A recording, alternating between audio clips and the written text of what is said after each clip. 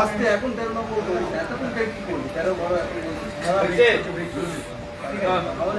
বলছি মন্ত্রিসভা গঠনের দিনই রামনা করে নরেন্দ্র মোদী সরকারকে কড়া বার্তা দিলেন হচ্ছে মোহন ভাগবত এবং সংঘ প্রধানের মতে মণিপুরে শান্তি ফেরানোর বিষয়টি অগ্রাধিকার দিয়ে দেখা উচিত।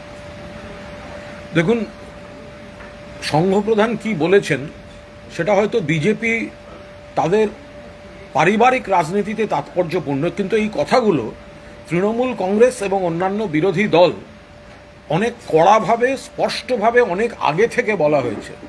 নরেন্দ্র মোদী এবং তার সরকার রাজধর্ম পালনের পরিবর্তে তারা যেভাবে অপশাসন চালিয়েছেন এবং প্রতিহিংসার রাজনীতি চালিয়েছেন, এ বিষয়ে আমরা বারবার বলা হয়েছে। মমতা বন্দ্যোপাধ্যায় সরব হয়েছেন, অভিষেক বন্দ্যোপাধ্যায় সরব হয়েছেন। আজকে মোহন ভাগবত এই কথা বলছেন কেন? ভোটের আগে বলেননি কেন? মণিপুর এতদিন ধরে জ্বলছে, মূল্যবৃদ্ধির এই সমস্যা, উন্নাও হাতরাস থেকে বিলকিস, পরপর মহিলাদের উপর নির্যাতন অপমানের ঘটনা ঘটে চলেছে। তো সংঘ এতদিন বাদে সরব হচ্ছে কেন? আজকে হঠাৎ বিবেকের ভূমিকায় কেন? এ তো ভোটের আগে বা ঘটনার সময় বলা উচিত ছিল। ফলে এটা তাদের পারিবারিক ব্যাপার, কিন্তু যে অন্যায়গুলো নরেন্দ্র মোদীর সরকার করেছেন সেটা তৃণমূল কংগ্রেস অনেক আগে থেকে বাংলার এবং দেশের মানুষের সামনে এনে দিয়েছে।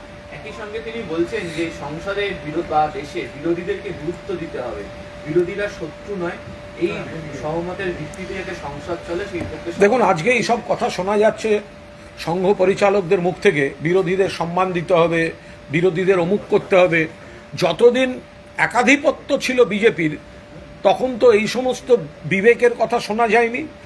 তখন তো এই কথাগুলো আমরা বলতাম, তৃণমূল কংগ্রেস বলতো, মমতা ব্যানার্জি বলেছেন, অভিষেক ব্যানার্জি বলেছেন, অন্যান্য বিরোধী দলগুলি বলেছে, ধর্মনিরপেক্ষ দলগুলি বলেছে।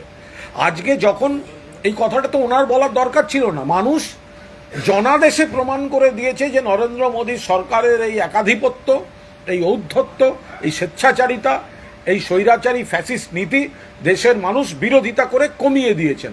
তারপরে এই কথাগুলো বলার যৌক্তিকতাটা কোথায়?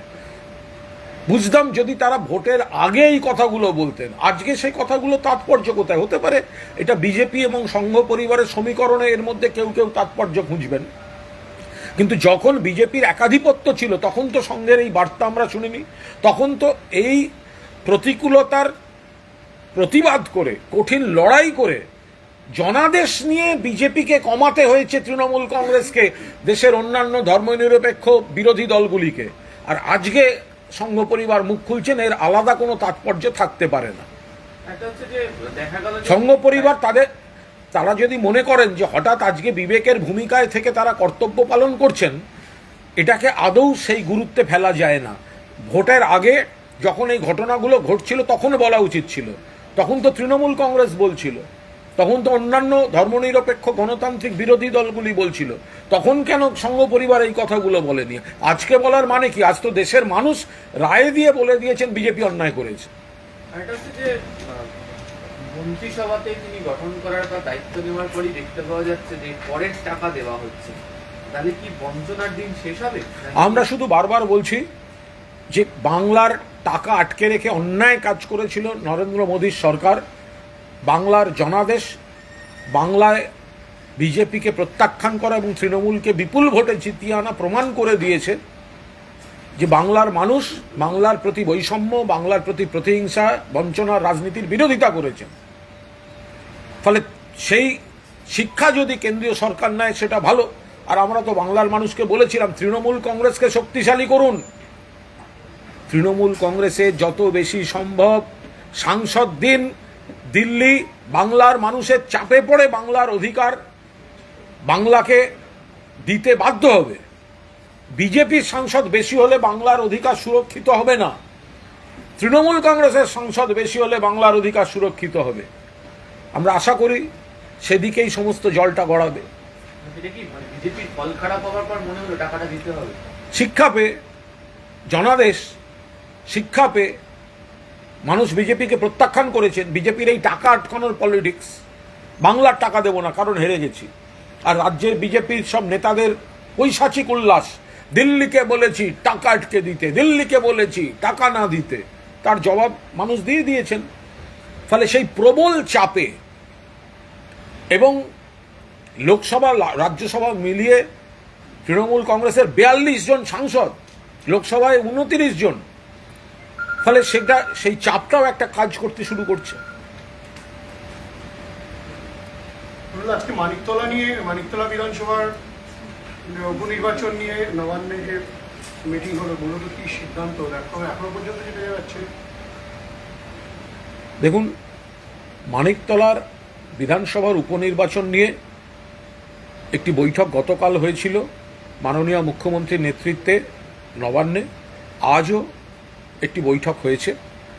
সেখানে বিধানসভা উপনির্বাচন মানিকতলা বিপুল ভোটে তৃণমূল কংগ্রেস জিতবে তা নিয়ে কিছু আলোচনা হয়েছে। মাননীয় মুখ্যমন্ত্রী কিছু বার্তা দিয়েছেন, কিন্তু এই বিষয়গুলি যথাসময়ে পার্টি প্রকাশ্যে জানিয়ে দেবে। এই বিষয়ে কোনো মন্তব্য করব না। আমি শুধু বলছি একটি বৈঠক হয়েছে, মাননীয় মুখ্যমন্ত্রীর নেতৃত্বে একটি বৈঠক হয়েছে, কিছু বিষয় আলোচনা হয়েছে। এর মধ্যে থেকে এটা সাংগঠনিক বিষয়, এর মধ্যে থেকে যেটা জানাবার সেটা যথাসময়ে পার্টির তরফ থেকে জানিয়ে দেওয়া হবে। এই মুহূর্তে বলতে পারছি, সেটাও বলতে পারছি না, সেটাও বলতে পারছি না। এইটুকু বলতে পারি যে আলোচনা হয়েছে, কিছু বিষয়ে কিছু কথা হয়েছে, মাননীয় মুখ্যমন্ত্রী কিছু বার্তা দিয়েছেন এবং সবাই যারা বৈঠকে ছিলেন সবাই একমত। বিপুল ভোটে এই মানিকতলা উপনির্বাচন অন্যায়ভাবে বিজেপি আটকে রাখছিল, পরাজিত হয়েছিল, ওরা আটকে রাখছিল ইলেকশনটা, সেই ইলেকশনটা আমরা জিতব।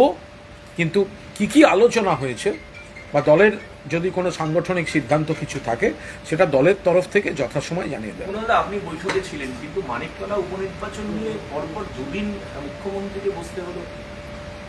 না, এটা একটা গতকাল একটি বৈঠক হয়েছিল এবং আজকে মানিকতলা বিধানসভা এলাকার যারা কাউন্সিলর রয়েছেন তাদেরকে নিয়েও একসঙ্গে বসে একটা খোলামেলা আলোচনা হলো। একটা বাই ইলেকশন একটা সুন্দর গণতান্ত্রিক পদ্ধতিতে একটা সুন্দর আলোচনার অবকাশ করে দিলেন মাননীয় মুখ্যমন্ত্রী।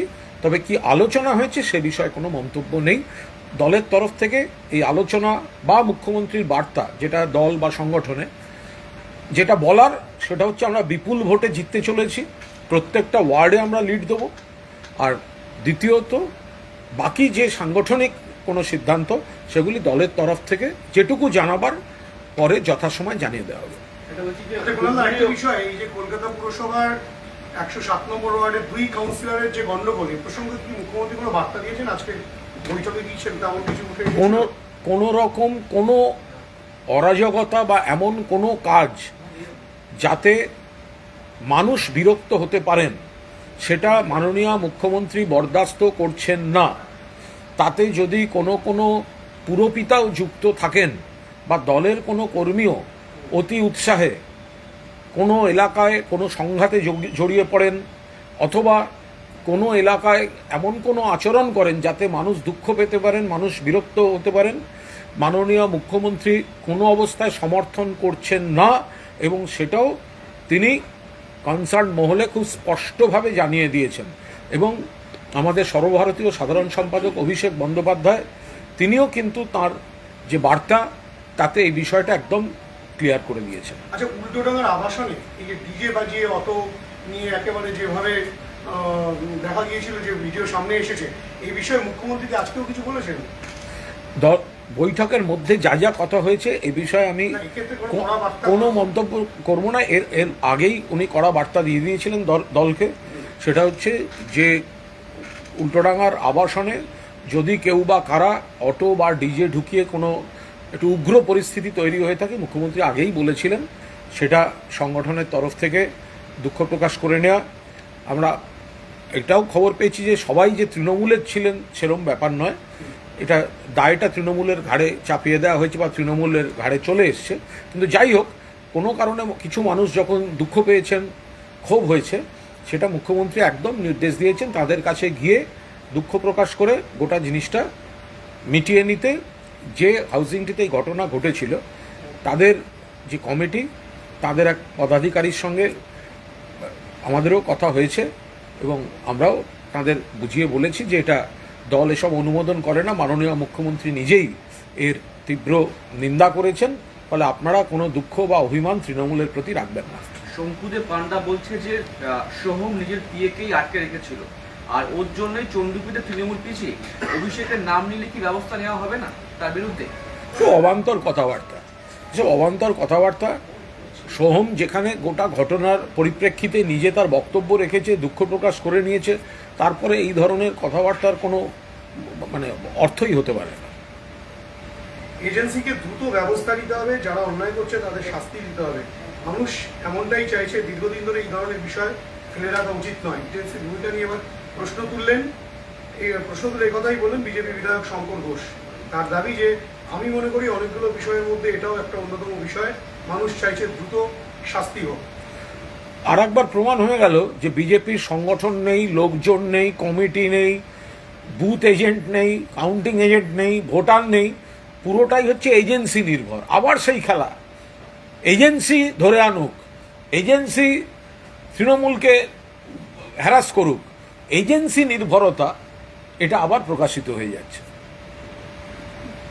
এটা হচ্ছে যে হুগলি লোকসভা কেন্দ্র তৃণমূল কংগ্রেস জিতেছে, তবে সেখানকার একটি বিধানসভার বিধায়ক মনোরঞ্জন ব্যাপারী তিনি আজকে বলছেন যে তাকে বলাগড় কেন্দ্রে কোনো কাজ করতে দেওয়া হয়নি, তাকে ভোটে লড়তে দেওয়া হয়নি, তিনি কঠিন পরিস্থিতিতে সেখানে 2021-এ গিয়েছিলেন। কাজে তারা ক্ষোভ উগড়াতে দেখতে পাওয়া গেল এই বিধায়ককে। বর্ষিয়ান মানুষ নিশ্চয়ই দলের নেতৃত্ব দেখবেন তিনি কেন কথাগুলো বলেছেন, এই নিয়ে কোনো মন্তব্য নেই। দিলীপ ঘোষকে প্রণাম করেই মন্ত্রকে কাজ শুরু করলো সুকান্তের বক্তব্য যে টাকা দিয়ে চাকরি যারা পেয়েছে তাদের চাকরি যাবেই, কেউ আটকাতে পারবে না। এগুলো আইনে চলছে, যেখানে কোর্টের একটা মামলা চলছে। এরকম আসলে নিজেদের এই যে ব্যর্থতা, আসন কমে গিয়েছে, একটা ভরাডুবি হয়েছে বিজেপির। বাংলায় বিজেপি সাইনবোর্ড থেকে ভিজিটিং কার্ডে পরিণত হয়েছে। তো তার থেকে নজর ঘোরাতে আবার এই ধরনের কোনো বাক্য গঠন সব প্রয়োগ করতে শুরু করেছেন বিজেপির নেতারা। বিহারগামী বাংলার শিক্ষক চাকরি প্রার্থীরা আজকে বিহারের উদ্দেশ্যে তারা রওনা দিচ্ছেন। এসএলএসটি এবং আপার প্রাইমারি অনেকদিন হয়নি, প্রায় 8-9 বছর বিহারের উপরই ভরসা রাখছেন এখন চাকরি। এটা নতুন কোনো ঘটনা নয়। সব রাজ্যেই যখন পরীক্ষা হয়, আমাদের এখানেও আবার অনেকে পরীক্ষা দিতে আসেন। ফলে আমাদের এখানেও যারা প্রার্থী তারাও খবর রাখেন অন্য রাজ্যে কোথায় কোথায় পরীক্ষা হচ্ছে। ফলে অন্য রাজ্য থেকে এখানে আসা আর এখান থেকে অন্য রাজ্যে যাওয়া, এটার মধ্যে কোনো নতুনত্ব নেই। 8-9 বছর পরীক্ষা হয়নি তারা বলছেন, আপার প্রাইমারি টেট এবং এসএলএসটি। তারাও জানেন কারা মামলা করে নানা রকম জটিলতা তৈরি করে আটকে রেখেছিলেন। শরিকি বাধ্যবাধকতা এবং নির্ভরতা থাকলেও মন্ত্রিসভা গঠনে দেখা গেল বিজেপি তার নিজের আধিপত্য পূর্ণ মাত্রায় বজায় রাখলো এবং শরিকদের কাছে কোনোভাবেই মাথা নত করলো না। এবং বিগ ফোর অর্থাৎ স্বরাষ্ট্র প্রতিরক্ষা, অর্থ, বিদেশ তো থাকছেই, পরিবহন, রেল, স্বাস্থ্য, এইসব সমস্তটাই নিজেদের হাতে রেখেছে। দেখুন, এটা ক্ষুব্ধ এবং বাকিরাও কম বেশি ক্ষুব্ধ। কিছুদিনের মধ্যেই মতান্তর তৈরি হবে, এমনটাই জল্পনা চলছে। দেখুন, এটা একটা জোড়াতালির নড়বড়ে সরকার দিল্লিতে ক্ষমতায় এসছে। এখন বিজেপি যে বিগ ফোর হাতে রেখেছে, তো তার কাউন্টার রিয়াকশন যা শুরু হয়েছে, যা যা খবর আসছে, সেগুলোর ফল খুব ভালোভাবে খুব শিগগিরই বিজেপি বুঝতে পারবে। এই সরকারটা নড়বড়ে, এই সরকারটার পারস্পরিক বিশ্বাস, আস্থা, বন্ধন এসব কোনো ব্যাপার নেই। কিছু কিছু কারণে, বিশেষ কিছু কিছু কারণে কোনো শরিক দল কিছুদিনের জন্য এর মধ্যে আছে, কিন্তু এটা কোনো অবস্থায় স্থায়ী সরকার নয়। এবং সামনে যেটা দেখা যাচ্ছে তার থেকেও ভয়ঙ্কর পরিস্থিতি হচ্ছে মঞ্চের পেছন দিকটার। ফলে আমরা নিশ্চিত এই সরকার বেশি দিন কন্টিনিউ করবে না। ভোট পর্ব মিটতেই দিনহাটায় অশান্তি, তৃণমূল কর্মী গুলিবিদ্ধ হয়েছে। তৃণমূলকে টার্গেট করছে যারা। কোচবিহার আমরা জিতেছি, কোচবিহার বিজেপির হাত থেকে নিয়ে নেওয়া হয়েছে। তথাকথিত স্বরাষ্ট্র দপ্তরের রাষ্ট্রমন্ত্রী হেরে গিয়েছেন। ফলে তৃণমূলের নেতাকর্মীদের টার্গেট করে বিজেপি সন্ত্রাস করছে, জুলুমবাজি করছে। এটা তো চলছে ওখানে কয়েকদিন ধরে। হ্যাঁ, রাজ্যে একের পর এক বড় বড় দুর্দর্শ ডাকাতির ঘটনা ঘটছে, জনবহুল এলাকায় ডাকাতরা ঢুকছে, গুলি চালাতে চালাতে চলে যাচ্ছে, রাজ্যের আইন শৃঙ্খলার অবনতি হচ্ছে বলে কিন্তু এক প্রশ্ন উঠছে। এটা অত্যন্ত পরিকল্পিতভাবে এই যে বিপুল জয় তৃণমূল কংগ্রেসের এবং বিপুল হার ভারতীয় জনতা পার্টির, এটা থেকে নজর ঘোরাতে প্রতিবেশী রাজ্য থেকে একটি বিশেষ দল তাদের মদতপুষ্ট কিছু লোককে ঢুকিয়ে এমন কিছু সিন ক্রিয়েট করাচ্ছে, এমন কিছু অপকর্ম ঘটাচ্ছে যাতে হঠাৎ আবার নেগেটিভিটিটা সামনে চলে আসে। তাদের পরাজয়, তাদের জনবিচ্ছিন্নতা, এগুলো থেকে নজর ঘোরাতে পরিকল্পিতভাবে এইসব করা হচ্ছে। পুলিশ প্রশাসন সতর্ক আছে। অতীতেও আগের বারের এই একই ধরনের সোনার দোকানে ডাকাতির ঘটনায় অন্য রাজ্য থেকে শেষ পর্যন্ত গিয়ে শুধু ধরে আনেনি, ওখানে পাশের রাজ্যে ডাকাতি ট্রেনিং সেন্টার চলছিল, সেটা পর্যন্ত পুলিশ ফাঁস করে দিয়েছিল।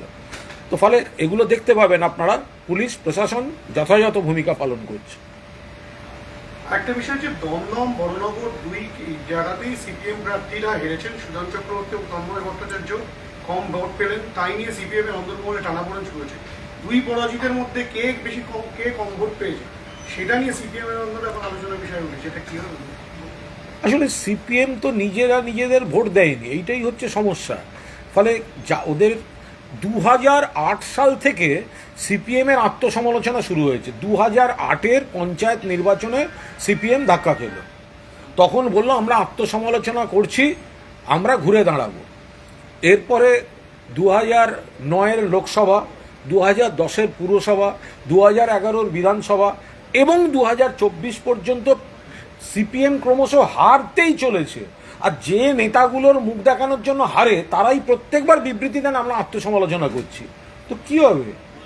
এ তো ঠকবাজতে গাঁও উজাড় হবে। ওখানে কে কাকে হারাচ্ছে? ওখানে তো চূড়ান্ত গোষ্ঠীবাজি। গোটা ব্যাপারটা মিডিয়া আর ফেসবুকের, সোশ্যাল মিডিয়ার উপর দাঁড়িয়ে আছে। জনবিচ্ছিন্ন সিপিএম পার্টিটার কোনো সময়োপযোগী ভাবনা নেই। তারা বিজেপিকে সাহায্য করতে যাচ্ছে, তৃণমূলকে ক্ষতি করতে যাচ্ছে, দিশাহীন নীতি। সেই কারণে তারা এখন বিজেপির নিজেদের ভোটারদের ধরে রাখতে পারছে না। সিপিএমের কমরেডরাই তো গিয়ে বিজেপিতে ভোট দিয়ে আসছে। আজকে মদন মিত্র বলছেন দেব তন্ময় ভট্টাচার্যকে জিজ্ঞেস করুন না যে রঞ্জিত দাসদের গোষ্ঠীটা তন্ময় ভট্টাচার্যকে ভোট দিয়েছে কিনা, তো তন্ময়বাবু ভালো বলতে পারবে। ভোটের ফল ঘোষণার 7 দিন পার, কোচবিহারে বাড়ি ফিরতে পারছেন না 200 বিজেপি পরিবার, তারা বিজেপি পার্টি অফিসে আশ্রয় নিয়েছে। বিজেপি পার্টি নেতারা লোক দেখাবার জন্য তাদের থাকতে বলেছেন, থাকা খাওয়ার ব্যবস্থা করে দিচ্ছেন, ছবি তুলতে সুবিধা হয়, হার থেকে আড়াল করতে। গোহারা হেরে গেছে, সেটা থেকে আড়াল করতে একটা সন্ত্রাসের গল্প ফাঁকতে হবে, থাকা খাওয়ার ব্যবস্থা করে দিয়ে থাকতে বলেছে। নিটের স্ক্যাম নিয়ে সুপ্রিম কোর্ট আজকে ন্যাশনাল টেস্টিং এজেন্সিকে তাদের বক্তব্য জানতে বলেছে এবং আগামী 10ই জুলাই পরবর্তী শুনানি। তবে ওটা একটা ভয়ঙ্কর কেলেঙ্কারি, একটা ভয়ঙ্কর কেলেঙ্কারি। এই গোটা চক্র, এরা কারা কি, এগুলো সব জানতে হবে, এগুলো তদন্ত দরকার। বাকিটা সুপ্রিম কোর্ট এবার দেখুন। যখন পশ্চিমবঙ্গের কোনো ভুল ত্রুটি হলেও সেটা নিয়ে একটা কেলেঙ্কারির চেহারা দিয়ে সারা দেশে আলোচনা হয়, তো এবার এটা কেন্দ্রীয় সরকার বুঝুক, দেখুক। Thank you. আজকে মদন মিত্র বলেছেন যে দেব দাদাগিরি করে, এর মধ্যে আমি ঢুকবো না।